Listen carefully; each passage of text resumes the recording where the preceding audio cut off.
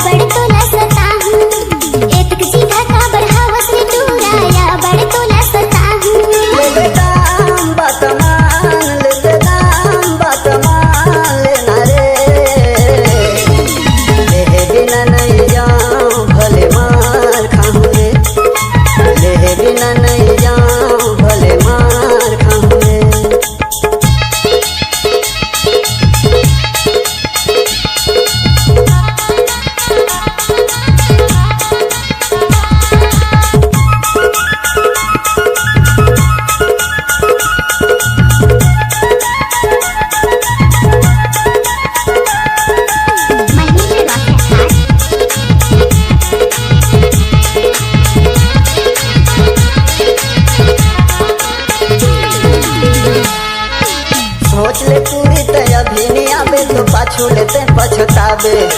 खाना पीना घलो सब ह छूट के मन तोरे चमा जाथे